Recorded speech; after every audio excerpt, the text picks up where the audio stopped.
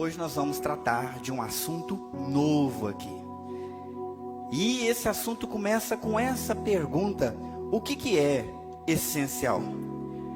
O que é essencial não pode ser negligenciado sem prejuízo vital. O que é essencial não dá para ficar sem. E antes da pandemia nós achávamos que muitas coisas eram essenciais. Mas durante a pandemia nós descobrimos que não era bem assim. Eu vou dar apenas um exemplo. A gente descobriu que não era preciso ir no cinema para poder comer pipoca. E lá em casa surgiu um hábito de toda sexta-feira estourar pipoca, presente da pandemia. No entanto, tem um lado negativo. Por conta desses 2 anos, longe da igreja, muitos de nós percebeu que dava para ficar sem vir na igreja, sem tanto prejuízo assim. Parece que ir à igreja não é assim tão essencial. Estar com os irmãos parece que não fez tanta falta. Afinal, dá pra gente buscar Deus sozinho, dá pra gente orar sozinho, dá pra gente ler a Bíblia sozinho, dá pra gente colocar um vídeo no YouTube e ouvir uma canção. Será que a gente precisava mesmo estar na igreja?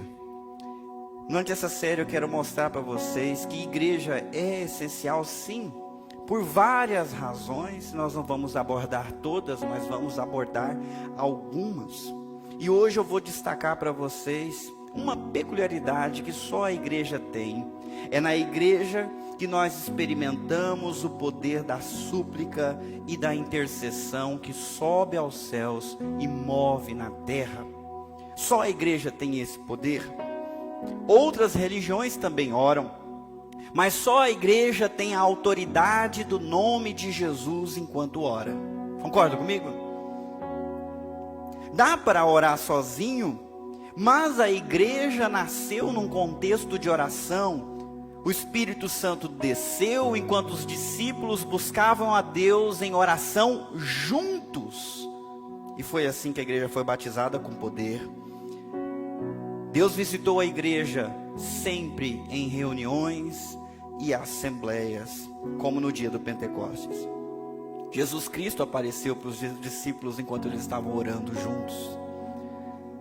Outra coisa importante, tá certo que o que é poderoso não é a reunião da igreja, é o nome de Jesus.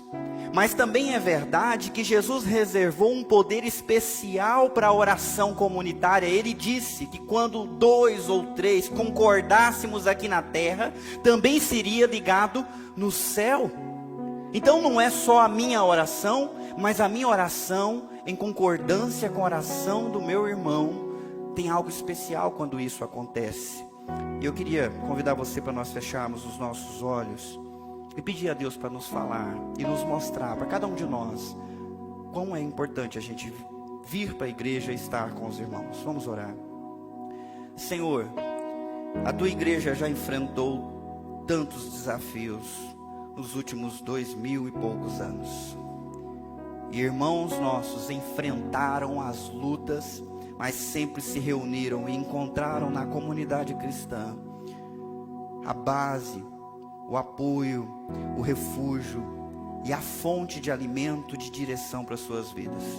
Nós vivemos numa época em que tem aumentado o número de pessoas que têm vivido uma fé longe da igreja, sem perceber a falta que ela faz. E o meu pedido é que nessa noite o Senhor venha falar conosco, e que o Senhor venha abrir os nossos olhos e colocar no nosso coração a certeza da essencialidade dessa comunhão, dessa comunidade.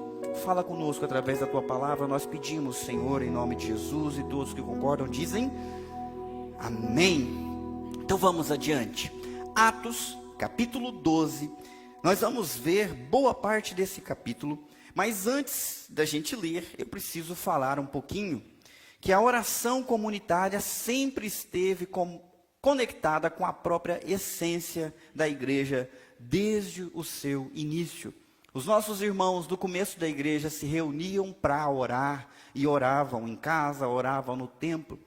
Inclusive nos momentos de perseguição, por muitas vezes nós vemos que os irmãos não se privam da necessidade do direito de estarem orando juntos. Às vezes eles até se colocam escondidos dentro de uma casa, atrás de portões, mas eles não deixam de fazer isso. No contexto da igreja, em Atos, a primeira perseguição atentou contra o direito de falar de Cristo.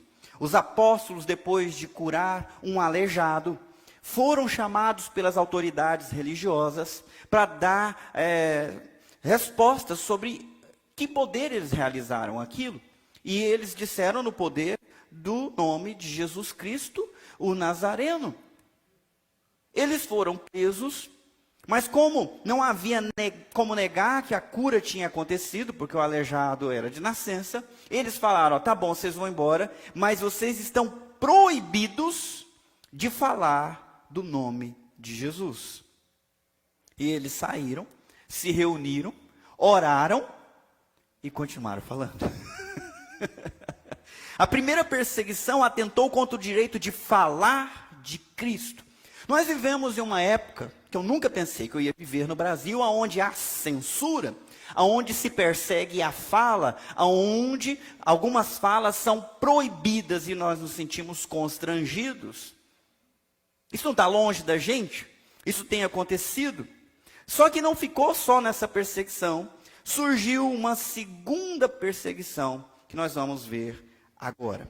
Acompanha comigo a leitura, lendo onde está vermelho. Por essa época, o rei Herodes Agripa começou a perseguir violentamente algumas pessoas da igreja. Mandou atar a espada Tiago, irmão de João.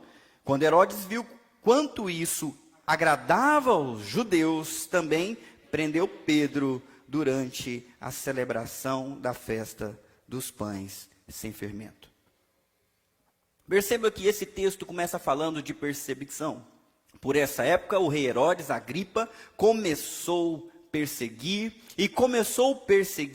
violentamente.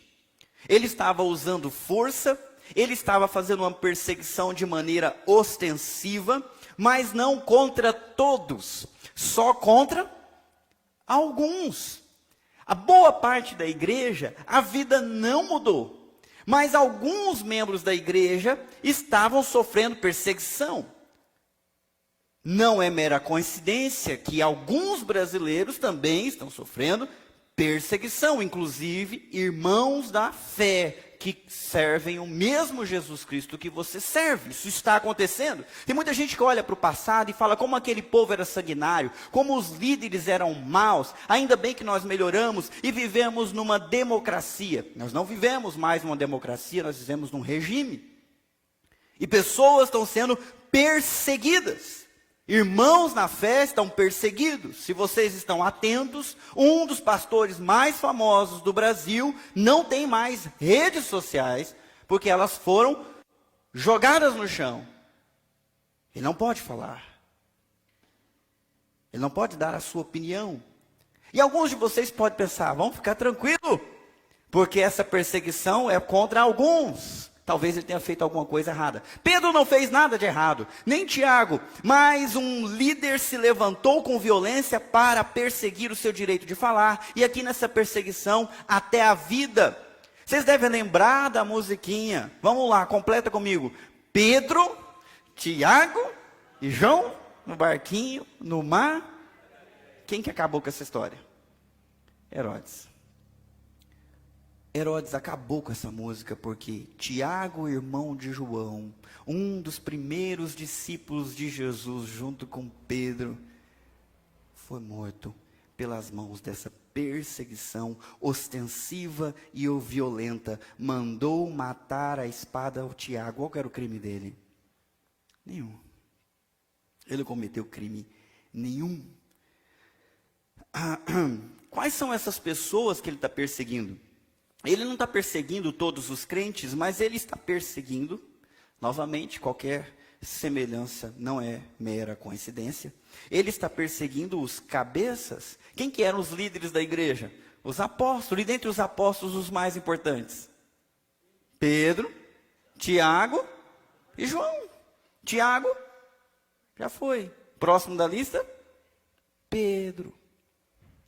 Ele está perseguindo os cabeças de maneira ostensiva, porque vocês sabem, para matar um movimento, você precisa cortar os cabeças. Da mesma forma que se você tiver que enfrentar uma cobra, não me vá pegá-la pelo rabo, né? Você tem que acertar a cabeça, porque se você pegar ela pelo meio, ela vira e te pica. Tá certo que esse exemplo é só para mostrar que para matar um bicho tem que acertar na cabeça ou no coração, algo vital. E eles estão procurando e perseguindo, Herodes estava perseguindo os cabeças da igreja, os líderes da igreja, não para calar, mas para atentar contra o direito de viver. Por que ele fez isso?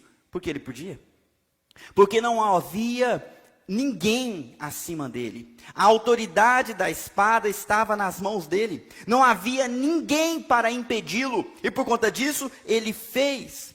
Mas felizmente as coisas mudaram. Não mudaram. Do mesmo jeito que o mundo jazia no maligno naquela época, o mundo jaz no maligno hoje. E se pessoas malignas tiverem poder, elas perseguem, sim. E nós temos visto isso com os nossos próprios olhos. Outra razão que ele fez isso, além dele ser maligno, é porque ele percebeu que ao fazer assim, ele agradava aos judeus, os religiosos da época. E se os judeus estivessem felizes, ele poderia se manter no poder sem problemas. Ele estava agradando uma parte religiosa da nação de Israel. Quando que ele fez isso também é interessante. O texto fala: quando Herodes viu quanto isso agradava os judeus, também prendeu Pedro durante, vocês, a celebração da festa dos pães sem fermento. Nós já vimos isso antes, não vimos não? Nós que somos cristãos já não vimos uma história parecida? Algumas pessoas tramando, nós precisamos prendê-lo, nós precisamos acabar com ele, mas não durante a festa.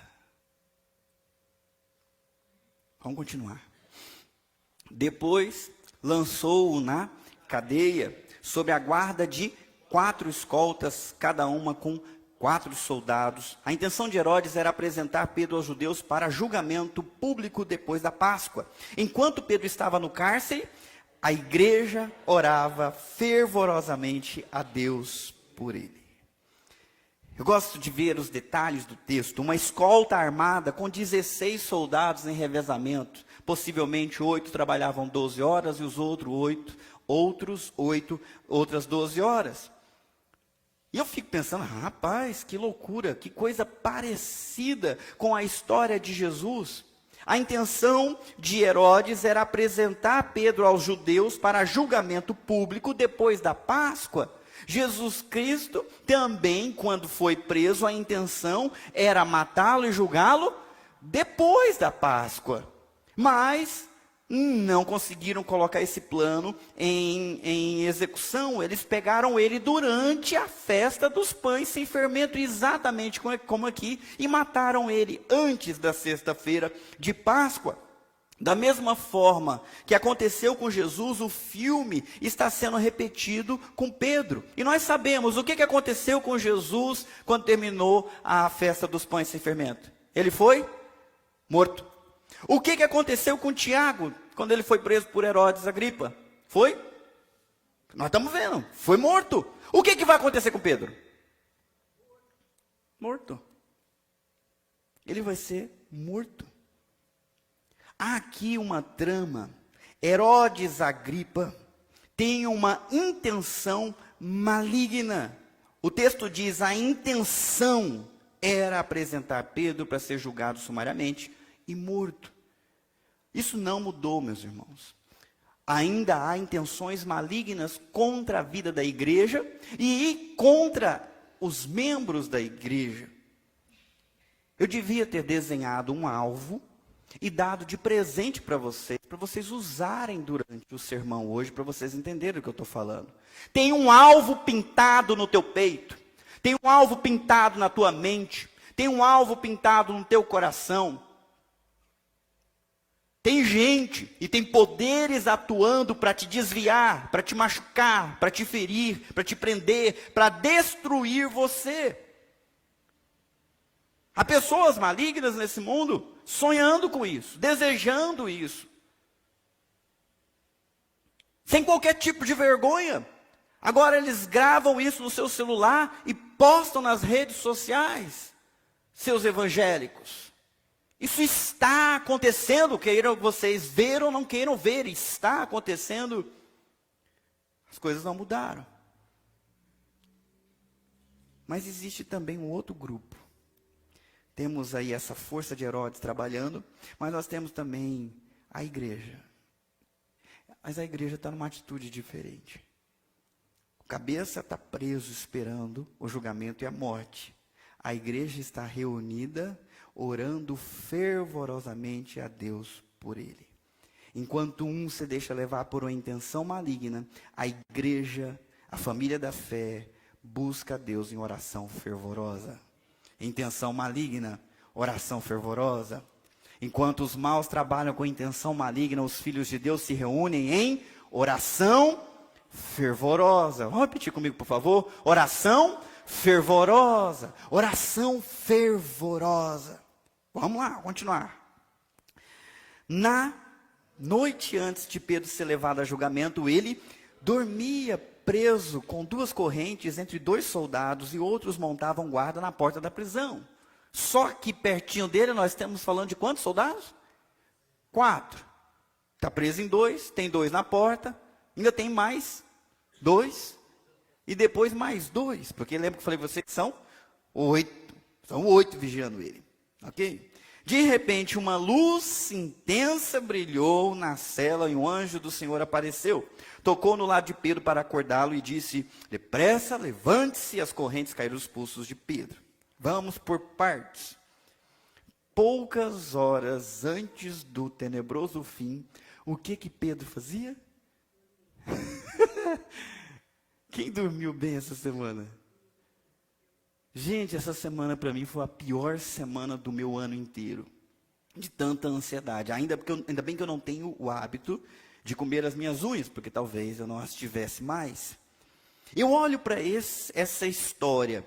O homem está a poucas horas do seu derradeiro fim. Ele está acorrentado a 2 homens numa cela. E o que ele faz? Dorme. Dorme o sono dos anjos. Em paz. Por quê? Ou como ele consegue fazer isso? Eu tenho algumas ideias. Eu imagino que ele dorme porque ele tem completa confiança em Deus. Ele tem plena confiança em Deus. E isso atenta contra nós. Às vezes nós não estamos ansiosos porque nós temos mais medo do que vai acontecer do que descansamos em completa confiança em Deus. E aí fica difícil dormir. Isso atenta contra mim. Mas por que ele tem completa confiança em Deus? Confiança em Deus não é algo que nós recebemos instantâneo. Eu não posso fazer aqui um suco de confiança em Deus, ou uma água de confiança em Deus, e dar uma bicada e falar, bebe também. E você termina mais confiante. Não dá para a gente colocar numa cartela de comprimido e tomar de 12 em 12 horas para renovar. A confiança em Deus, ela é desenvolvida. E Pedro desenvolveu essa confiança em Deus primeiro como fruto da comunhão dele com Cristo. Pedro viu Jesus Cristo agindo nos momentos mais terríveis. Mestre, você não está percebendo? Nós vamos morrer, nós vamos afundar, o barco está virando. Jesus levantou, meio atabalhado, ainda olhou para o vento e quieta, olhou para o mar, se acalma. E eles ficaram boca abertos pensando, quem é este que até o mar e o vento obedecem à sua voz?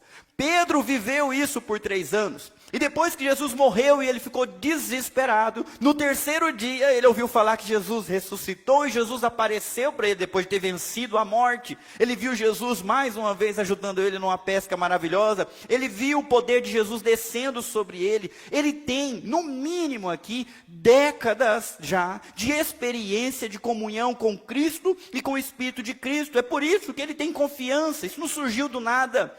Ele viveu isso com Deus, ele viveu isso com Cristo, e depois ele viveu isso com o Espírito Santo. Isso não pode ser negado. Mas há uma terceira coisa. Essa confiança também é fruto da comunhão de Pedro com a igreja de Cristo. Porque quando Jesus Cristo foi assunto aos céus, ele falou, fiquem em Jerusalém. E eles ficaram. Fazendo o quê, meus irmãos? Eles estavam com medo, mas eles estavam fazendo o quê? Orando sozinhos, em comunhão. Eles estavam orando uns com os outros fervorosamente até o Espírito Santo descer. E depois disso, quando a gente lê o livro de Atos, não tem tempo para mostrar tudo para vocês, capítulo 2 fala que eles se reuniam diariamente no templo e de casa em casa, repartiam pão.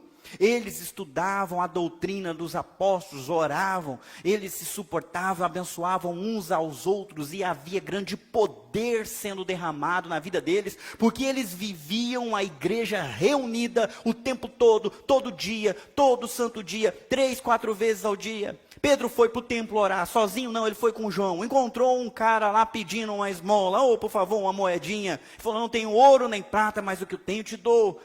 E o homem passou, recebeu o seu milagre. E olhando para essa história, ele não está sozinho, está sempre acompanhado, sempre reunido com as pessoas. A igreja, na primeira mensagem de Pedro, saltou de algumas centenas para 3.000 convertidos. E o que eles faziam? Juntos eles estudavam a palavra, eles tinham comunhão uns com os outros, eles tinham comunhão com Cristo. E o resultado disso, por cerca de 10, 12, 14 anos talvez, é que quando Pedro está preso mais uma vez, ele dorme. Porque ele construiu essa confiança em Cristo e junto com a igreja. Importante isso. Depois de 2 anos, sim, a gente ter frequência de comunhão, como é que nós estamos sem esse alimento essencial?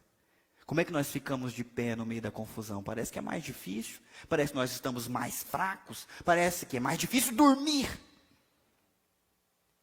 É o prejuízo de negligenciar o que é essencial. Pedro estava forte, Pedro estava pronto.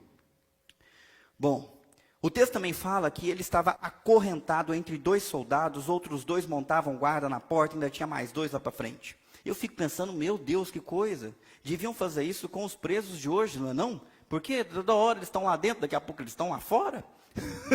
Devia prender. E quando a gente olha para o contexto, esse exagero de ele dormir acorrentado, é porque lá em Atos capítulo 5, versículo 18 e 19, os apóstolos foram presos. E como era tarde da noite, não dava tempo de julgar, deixaram eles presos para julgar no outro dia. E no outro dia, capítulo 5, versículo 22, mandaram os soldados na prisão trazer os réus para o julgamento. Ao chegarem na prisão, os guardas não os encontraram ali. Então voltaram e relataram, encontramos a prisão trancada, com toda a segurança, com os guardas diante das portas, mas quando nós as abrimos, não havia ninguém. Por quê? Quem lembra? Deus mandou um anjo, entrou na cela, livrou os 12, vai para o templo e continua pregando. Então isso tinha acontecido algum tempo atrás. E é por isso que agora Pedro não está só preso, ele está acorrentado no meio de 2 homens. E olha só o que aconteceu. Uma luz intensa brilhou e os soldados não acordaram. Isso para mim é um grande mistério. Quem é casado sabe como é que é, né? Quem é casado sabe como é que é, não sabe como é que é? Você está deitado, a pessoa acende a luz. Quem é que não percebe que acendeu a luz? Não é? Sabe que lá em casa é uma coisa, né, gente? Eu sou assim, quase todo amor, né, e carinho com a Carol. Então, quando eu entro com todo cuidado, né? Eu me viro no escuro, igual um gato, né? A outra...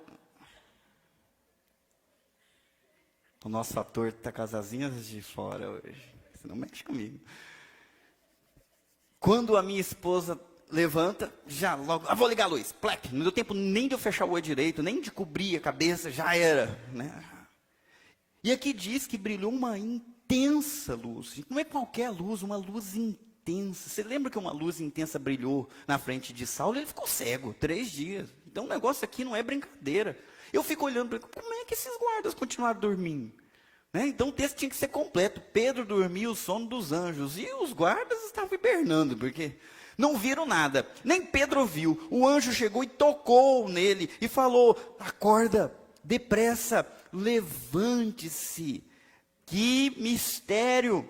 Lá em casa o negócio não funciona assim não, nosso sono é mais leve. Então Deus estava agindo ali, mantendo os guardas sonolentos e dormindo. E a ordem do anjo é importante. Ele diz: depressa, levante-se. E em nome de Jesus Cristo eu quero falar para aqueles que estão dormindo: depressa, acorda, levante-se. Em nome de Jesus Cristo. Já passou da hora, nós estamos dormindo há 2, 3 anos. Vamos dormir quanto tempo mais? Chegou a hora de acordar. Chegou a hora de despertar. Porque se você continua dormindo, as coisas continuam do mesmo jeito. Será que Deus já não te chacoalhou demais para você acordar? Você está esperando Ele fazer o quê? Ele pega um martelo e dê na tua cabeça? Para você acordar. Depressa. Levante-se. Eu sei que quando eu falo isso, talvez alguns de nós pensem: pastor, eu estou precisando me despertar, eu estou precisando de um renovo. Mas eu não consigo. Pedro também. Ainda que ele tenha acordado, cheio de remela, como a gente acorda, né? Porque sabe que Pedro era carne como a gente. O anjo fala para ele: depressa, levante-se. O que ele vai pensar? Como é que ele está, gente? Amarrado. Concorda? Não, com corrente. Depressa, levante-se. Que jeito? Que jeito que levanta? Ele poderia olhar para o anjo e falar: não consigo. Não tem jeito. Eu vou puxar o braço do guarda aqui. Não dá. Alguns de vocês estão se sentindo presos, mas quando o anjo, quando Deus nos fala para levantar, simplesmente levante, meu querido. Mesmo que você nunca tenha andado, levante. Mesmo que você tenha nascido aleijado, levante. Porque a ordem dele tem poder para realizar todas as coisas. Vocês estão me ouvindo nisso? Havia um aleijado de nascença, quando Jesus Cristo olhou para ele e disse: levanta, o cara creu e levantou. O povo não acreditava. É o seu filho? É meu filho. Mas como é que ele está andando? Não sei. Pergunta para ele, como é que eu vou explicar um negócio desse? Gente cega de nascença, enxergando, depois que Jesus mandou os olhos se abrirem. Então, se Deus está mandando se levantar, se Deus está te incomodando, se Deus está te, te chacoalhando, né, para você sair do marasmo, para de dar desculpa. Não há poder que resista ao chamado de Jesus Cristo. Simplesmente creia e deixe essas amarras para trás. Deixe essa preguiça para trás. Levante-se, porque as correntes vão cair dos pulsos, como caíram dos pulsos de Pedro. Se ele quer de pé, não há nada que vai te segurar deitado. Creia, levante-se, levante-se, levante-se. Em nome de Jesus, que a morte perca o poder sobre a sua vida, porque Jesus é mais forte que a morte. Que o pecado perca o poder sobre a sua vida, porque Jesus já venceu o pecado. Que a sua fraqueza perca o poder sobre a sua vida, porque Jesus é mais forte que a sua fraqueza. Levante-se. Deus está mandando você se levantar e depressa. Nós não questionamos as ordens da parte do nosso Deus. E sabe por que nós não questionamos? Para o nosso próprio bem. Então não fica com desculpinha, não fica com coisinha. Eu lembro quando Deus apareceu para Zacarias no Santo dos Santos. O homem era de avançada idade, a sua esposa Isabel era estéril. E o anjo falou para ele: você vai ter um filho. Ele era velho e falou: mas como? Como é que pode ser? Não tem jeito, né? Então você sabe, aquele negócio não está funcionando mais, tal. O anjo falou o que para ele? Eu sou Gabriel. Eu estou vindo da parte de Deus aqui, não estou brincando com você. E só porque você está com gracinha, você vai ficar sem falar até o dia que o menino for batizado. Beleza? E como é que o cara saiu de lá dentro? Mudo. Ficou mudo. Escrevia numa tabinha para conversar com os outros. Isso aqui. Larga a mão de ser besta. Não brinca. Não desconfia. Se Deus está te chamando para levantar, para sacudir a poeira, não arranja desculpa. Daqui a pouco está você. Vai brincando para você ver. Vamos continuar. Então o anjo lhe disse: vista-se e calce as sandálias. E Pedro obedeceu. Agora, vista a capa e siga-me, ordenou o anjo. Pedro deixou a cela seguindo o anjo. O tempo todo, porém, pensava que era uma visão, sem entender que era real o que ocorria. Eu gosto de olhar para esse texto, ele é cheio de mandamentos, é cheio de ordens muito específicas. Depressa, levante-se, vista-se, calce. Agora o agasalho, siga-me. E isso é muito importante para quem está saindo de um transe, para quem está acordando. Porque a gente, quando acorda, às vezes acorda meio lesado. É assim contigo? Eu tenho um filho, acho que eu não vou falar o nome para não expor o meu filho, todos vocês conhecem ele, mas eu tenho um que às vezes dorme na minha cama. Então tem dois, você tira do IT, né? Tem um que às vezes dorme na minha cama, ou dorme no sofá, mas eu não consigo mais pegar ele para colocar na cama. Não dá, gente, desculpa, né? Essas horas da noite, pegar um marmanjo para botar na cama, não dá. Então eu vou lá acordar a pessoa. Vem, vamos para a cama. A pessoa levanta e sai assim. Aí eu tenho que pegar no ombro dele e virar para a porta. Aí ele vai. Mas se eu não continuar conduzindo, ele vai indo. Ele está andando, mas não está acordado. Preciso colocar a mão aqui, até... E às vezes ainda deita na ponta da cama. Eu tenho que chegar lá, empurrar o bicho até lá em cima, até ele chegar no travesseiro. Todo, sabe, perdido. Ainda por conta que está sonolento. Pedro estava sonolento e por isso Deus deu para ele instruções objetivas. Então, se você está sonolento, fica tranquilo. Apenas siga a próxima ordem, o próximo passo. Deus vai te conduzir até essa sonolência acabar, até você conseguir entender as coisas. Não estou entendendo nada. Tranquilo, meu querido, só obedece. Faz como Pedro. É para vestir, veste. É para levantar, levanta. É para ser mais rápido, vamos mais rápido. É para calçar, calça. Bota o agasalho, sim senhor. Me siga, estou indo. Um passo de cada vez. Às vezes a gente está desesperado, querendo entender tudo para depois fazer alguma coisa. Deus sabe o que precisa ser feito. Olha que nesse texto, o anjo não está confuso. O anjo sabe exatamente o que ele tem que fazer. Quem está confuso é Pedro. Deus que mandou o anjo também não está confuso. Pedro que está.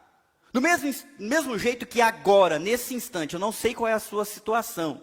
Você pode estar confuso. Deus tem total clareza. Ele vê tudo de cima, com transparência. Então, se está confuso para você, ouça e siga apenas o próximo passo. Pedro achava que era uma visão. Vocês devem lembrar, em capítulo 10, versículo 9 e seguintes, ele estava com fome, em jejum, esperando o almoço ficar pronto, né?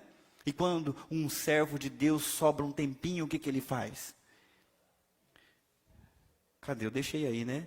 Quando um servo de Deus sobra um tempinho durante o dia, o que ele faz? Hoje. Não, liga o celular. Liga o celular, liga a TV. Faz um café. Pedro não. Pedro foi orar. E quando ele orou, desceu um lençol preso pelas 4 pontas, cheios de animais impuros, e uma voz dizia: levanta, mata e come. E ele viu essa visão mais de uma vez. Mas depois, quando ele passou daquele transe, ele descobriu que não era real, era apenas uma visão. Ele estava bem acordado porque era meio-dia. Agora ele está dormindo, aparece um anjo, vem, levanta, a corrente já não está mais presa, então ele acha que não. Agora com certeza é uma visão. É uma visão igual na primeira vez. Não era. Passaram o primeiro e o segundo pontos de guarda, e quando chegaram ao portão de ferro que dava para a cidade, o portão se abriu sozinho para eles. Os dois passaram e foram caminhando ao longo da rua, até que subitamente o anjo o deixou.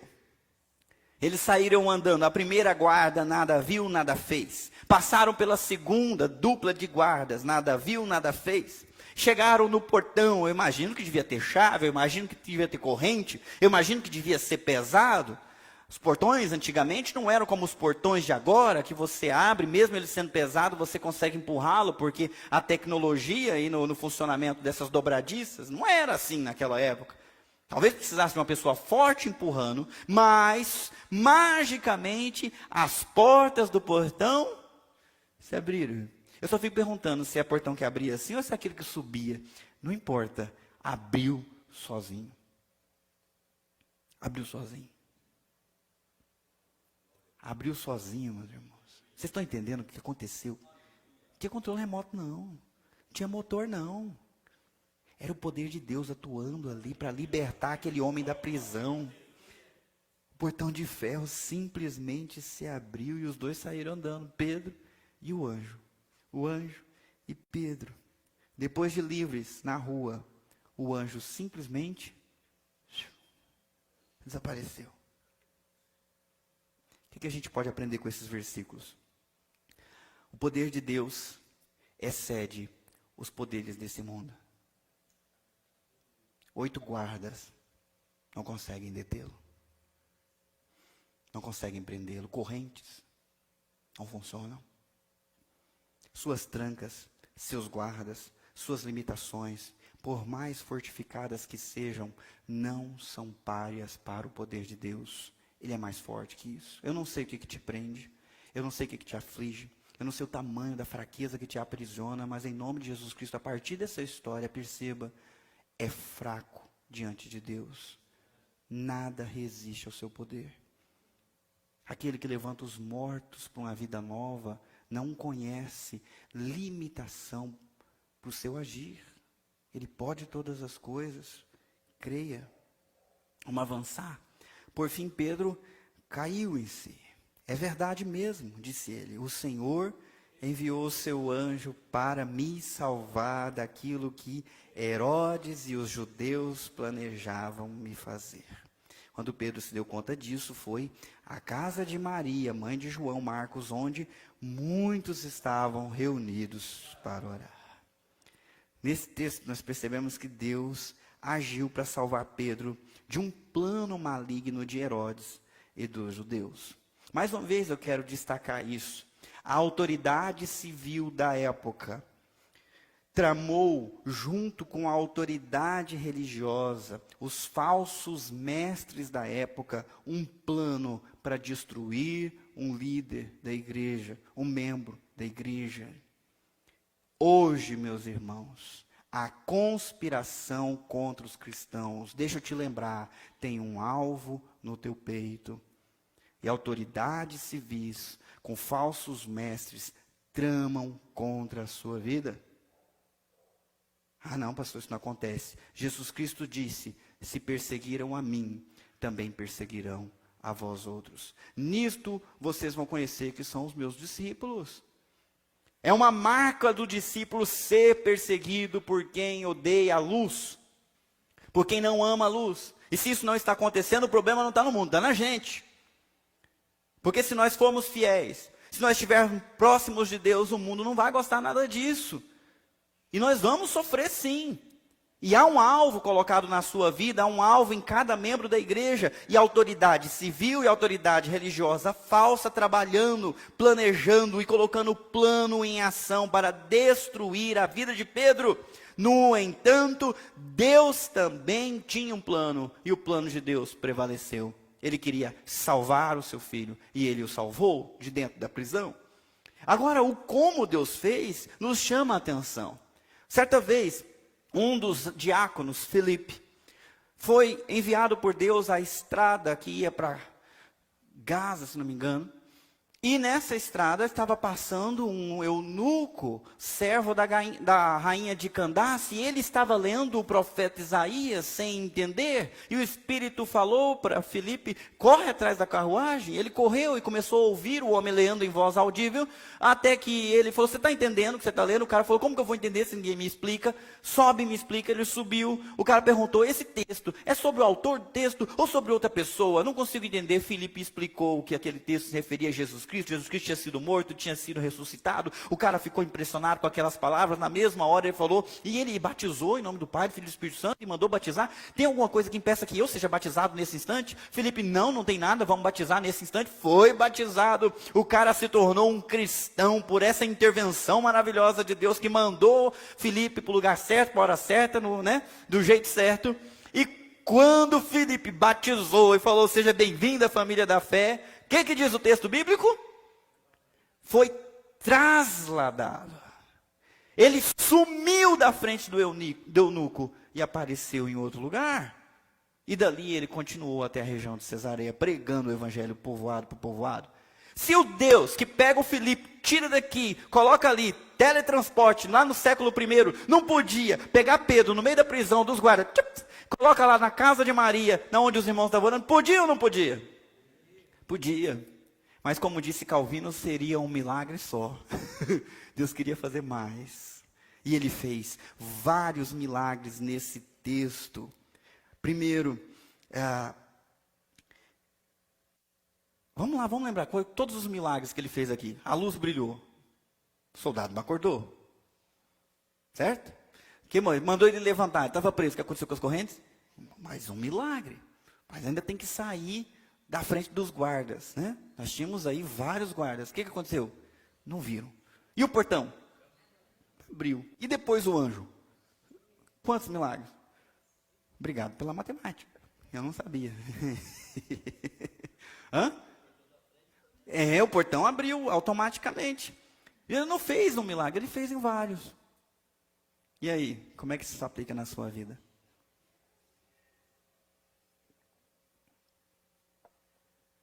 Como é que você queria que Deus resolvesse os seus problemas?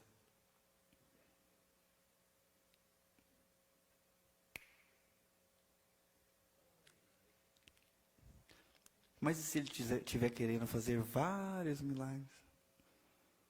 Todo um processo. Não seja imediatista, siga as instruções. Deus está nesse negócio não só porque Ele ama você, mas porque Ele quer exaltar o nome dEle.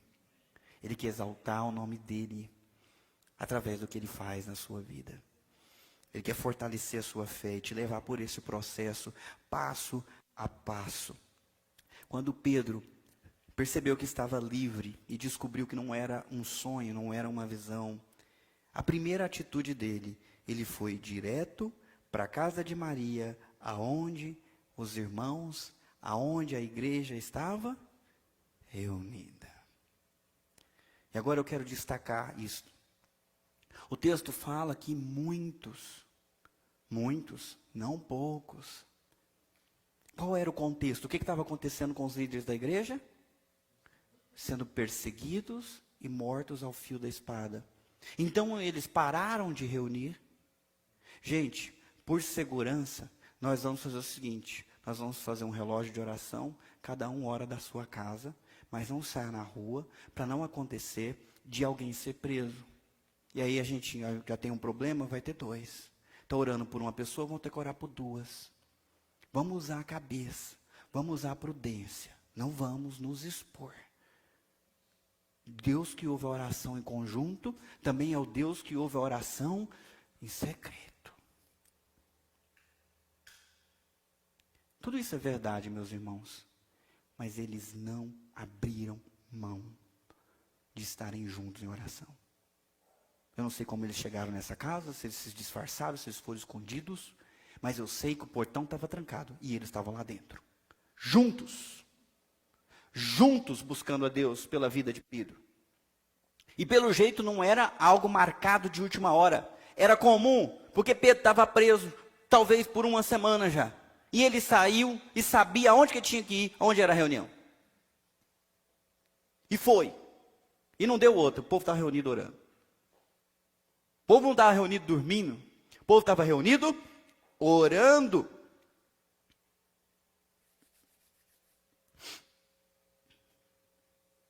Muitos e não poucos numa atividade muito específica, orando, intercedendo por uma intervenção divina em favor de Pedro. Eu queria que você viajasse, mas não só para o momento, para o sentimento dos irmãos.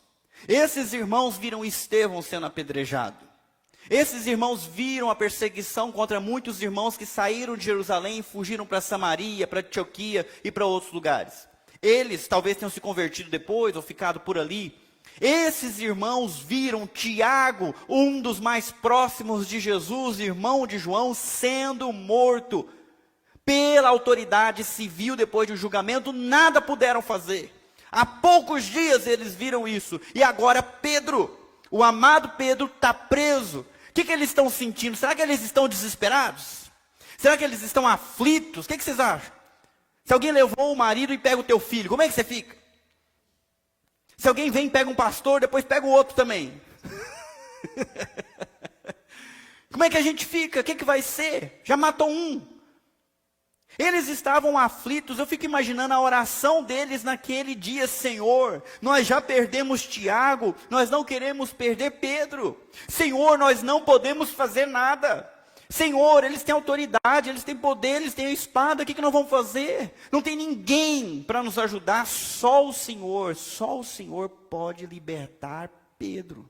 Salva Pedro, tem misericórdia da nossa vida, tem misericórdia da vida de Pedro. Era esse o espírito deles. Enquanto isso, os judeus estavam celebrando a Páscoa, celebrando a festa dos pães asmos, esperando o fim da festa para matar Pedro. Esses aqui são a falsa igreja, que estão lá nos seus exercícios religiosos, esperando eles terminarem para fazer o que é errado, para falar mal, para perseguir, para caluniar. Vem, lama Deus da cara para fora, mas não ama o irmão dali para fora. Tem maldade no coração. Gente, nós estamos falando de gente que servia o Yahvé que nós cremos. Circuncidados. Conheciam a mesma Bíblia que nós, exceto pelo Novo Testamento. Eles estavam celebrando a festa, esperando a festa acabar para ir lá dar um cabo da vida de Pedro. Era isso. Judeus celebrando, esperando o fim da festa para matar Pedro. Enquanto isso, a igreja estava implorando junto ardentemente para Deus salvar Pedro. E eu faço uma pergunta para você: qual é o grupo que você quer estar? Qual é o grupo que você tem que ter comunhão? Qual é o grupo essencial para a sua vida? Aqueles que festejam e depois apedrejam? Ou aqueles que deixam a festa para lá, para poder interceder? A igreja é uma fonte de proteção e refúgio para os seus membros.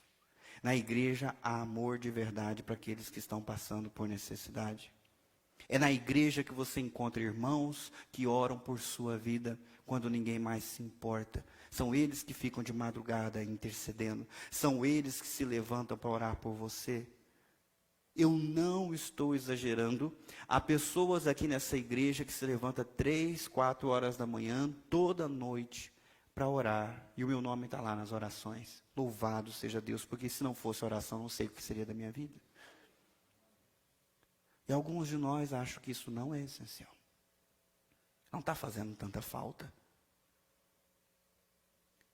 Deus libertou Pedro em resposta à oração da igreja.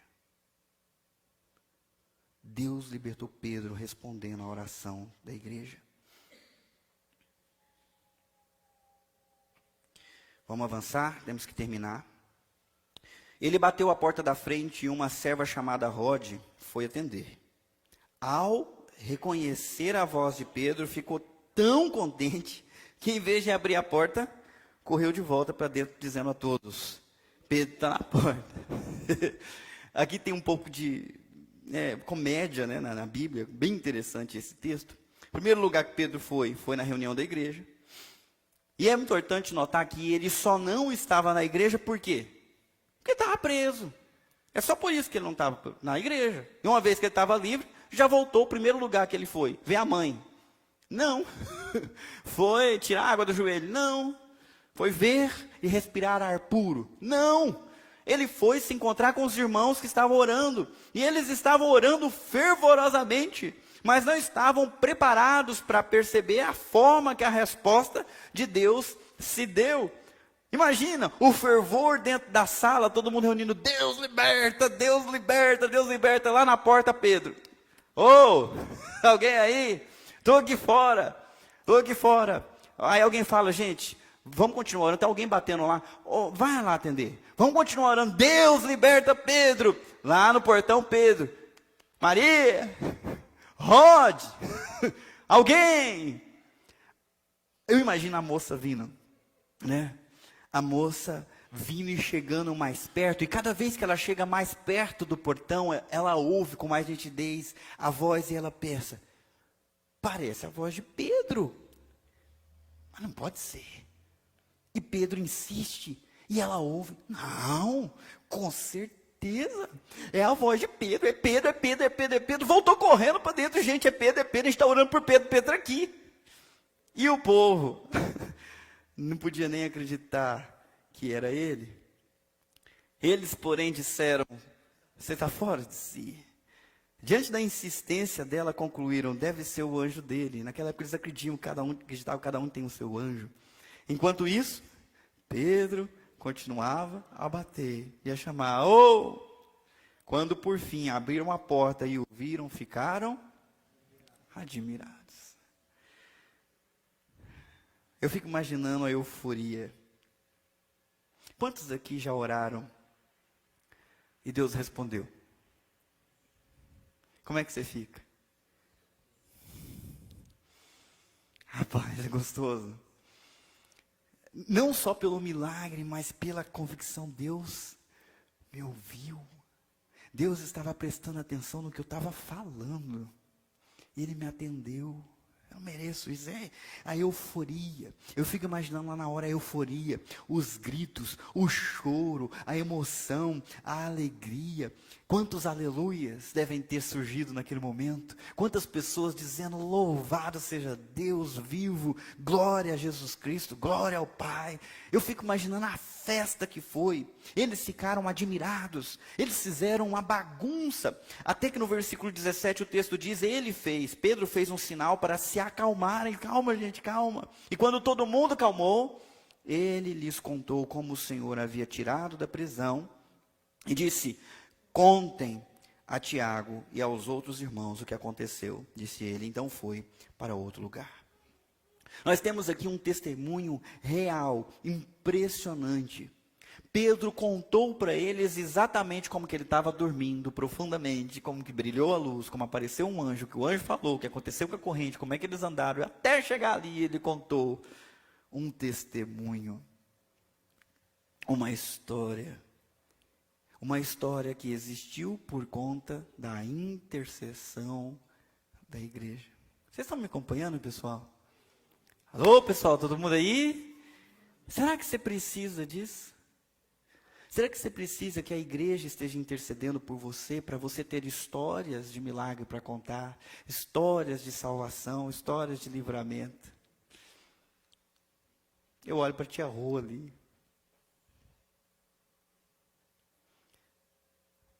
Alguns anos atrás ela enfrentou um câncer terrível.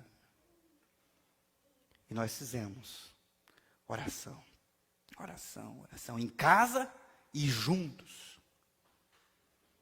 Está lá a história, viva. Se você não conhece a história dela, aquela lá de rosa lá, dá uma tchauzinha aí de rosa, ela é tímida.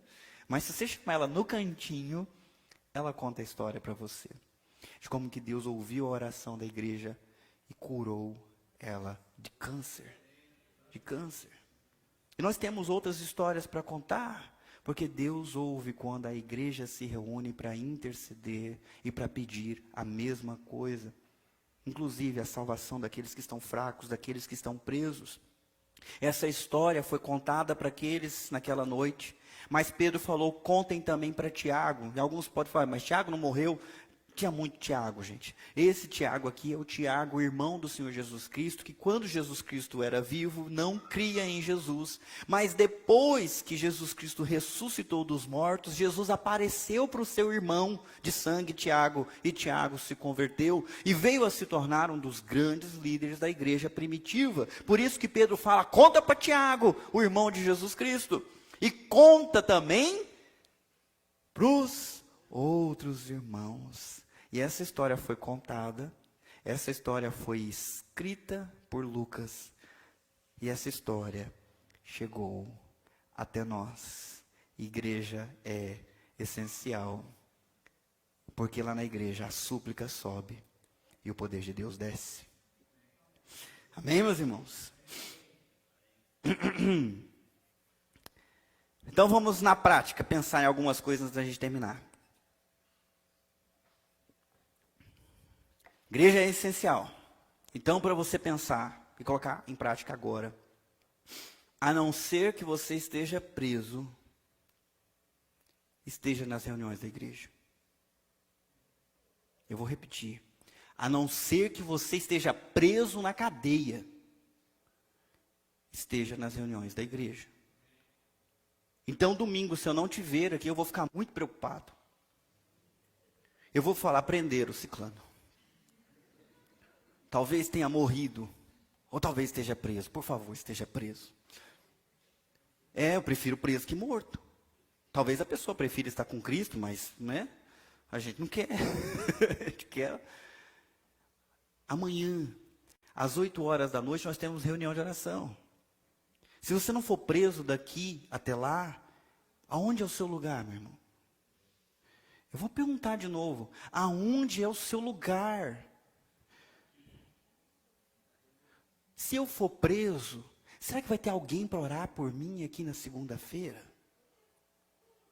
Se eu for preso, se o William for preso, será que nós vamos ter alguém aqui fervorosamente clamando para Deus intervir e libertar? Eu estou aplicando dessa forma porque é uma vergonha para nós. 2, 3 anos de pandemia, e a gente aparece na igreja de vez em quando. Qualquer coisa tira a gente daqui. Pedro estava preso, foi liberto para a igreja. Compartilhar o testemunho. Dizer para os irmãos, Deus ouviu a oração de vocês, o anjo estava lá, vocês estão orando ainda, já me libertou faz tempo. Já faz 20 minutos. Estou aqui. Deus agiu em resposta à oração de vocês. O seu lugar é aqui amanhã orando. O seu lugar é no Desperta Débora. Às 3 horas, não precisa só mulher vir orar, não. Todos podem vir, tem reunião. Venha. Venha orar. Hoje nós tivemos café da manhã. Cadê os crentes? Aonde vocês estavam? Preso na cama? Olha o anjo te despertando daqui a pouco. Aí você vai ficar assustado. Ai, faz o quê mesmo? Aí, não vai falar mais. Vai brincando. Eu estou falando sério, meus irmãos. A gente precisa jogar essas amarras fora. Nós não estamos mais debaixo do jugo do diabo. Jesus Cristo nos libertou do pecado, da preguiça. Ele é o poder de Deus que nos capacita para viver tudo que Deus preparou para nós. Nós não temos mais espírito de temor. Nós temos espírito de poder, de amor, de equilíbrio. O Espírito Santo habita em nós, nos dá fome, nos dá sede, nos motiva.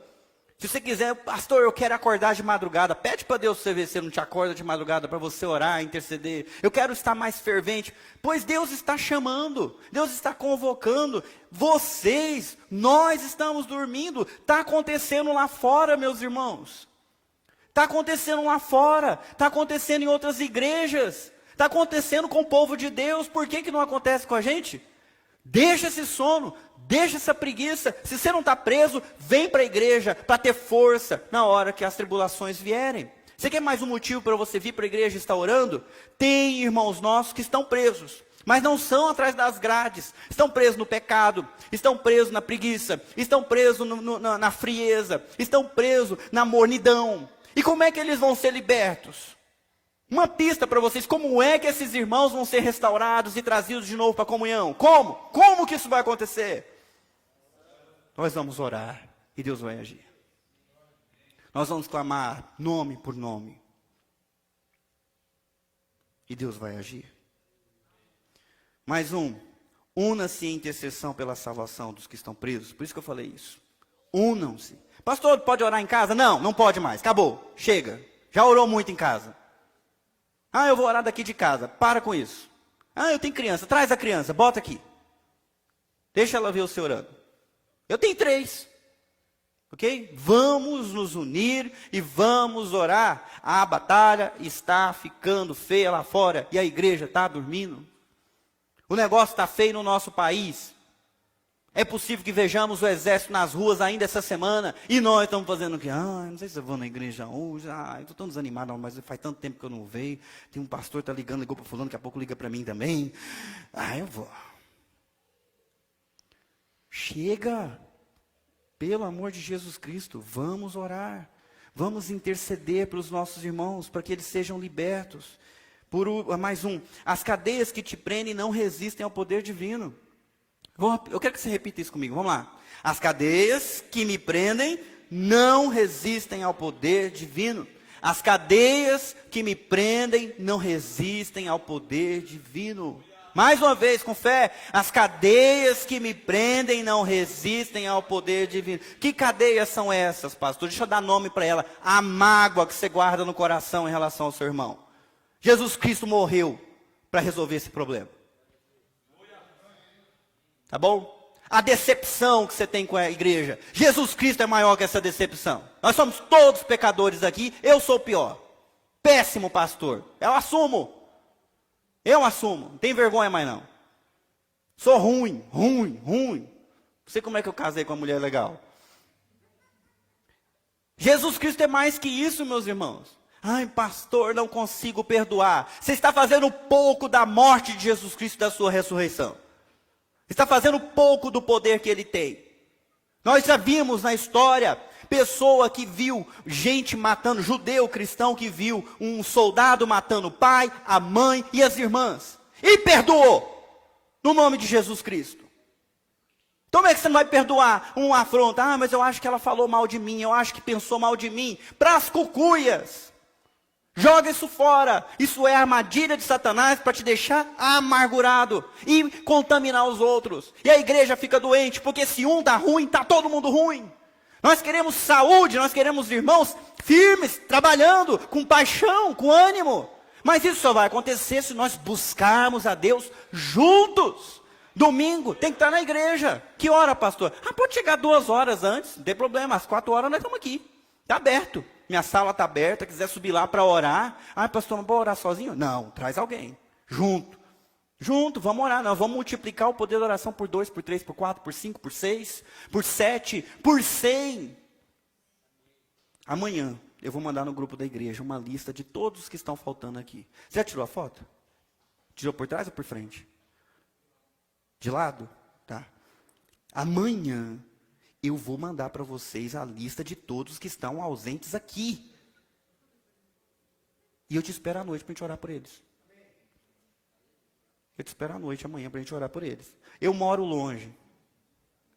Problema seu, muda para perto.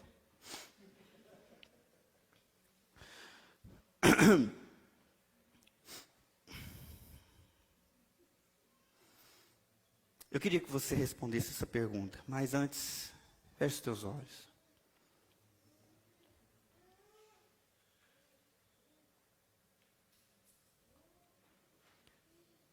Deus deixou uma luz para brilhar e nunca se apagar. No meio da escuridão, essa luz se chama igreja.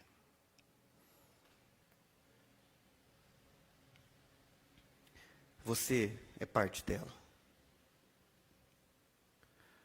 Deus não te fez para você ficar escondido debaixo do eirado. Deus te fez para brilhar intensamente. Então eu pergunto, qual é o mensageiro que Deus vai levantar para resgatar os irmãos das prisões hoje? Pedro precisava de uma intervenção sobrenatural, então um anjo que assistia na presença de Deus foi levado lá. Felizmente, nós não temos nenhum irmão preso atrás das grades. Mas nós temos irmãos presos em outros problemas. E eu creio que nessa noite, Deus vai levantar aqui mensageiros para ir atrás daqueles que estão presos. Para ir atrás daqueles que estão cansados. Para ir atrás daqueles que estão desanimados. Deus está te levantando, te chamando nessa noite para parar de ficar em si mesmado e se tornar uma bênção, um instrumento. Primeiro com a intercessão. E segundo, sendo você o anjo de Deus na vida de alguém. Sendo você aquele que desperta e levanta e dá instruções. Vem comigo, eu vou junto contigo. Vamos voltar para a igreja. eu estou te ligando antes do culto, eu passo aí. Vamos voltar, vamos para a reunião de oração. Vem comigo, vamos para a escola dominical. A igreja do Senhor Jesus Cristo ao longo dos séculos se reuniu e Deus visitou. Vamos para a igreja, vamos nos reunir. Quem é o mensageiro de Deus que vai começar grupos de oração nas casas? A casa da Madalena já tem um espaço reservado só para orar. Em sofá, vai colocar mais 4 cadeiras só para orar. Por que você não pode ter um lugar desse na sua casa?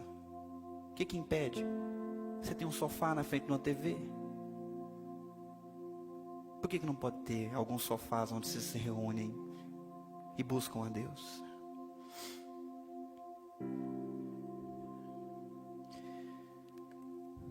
A gente vai terminar esse momento.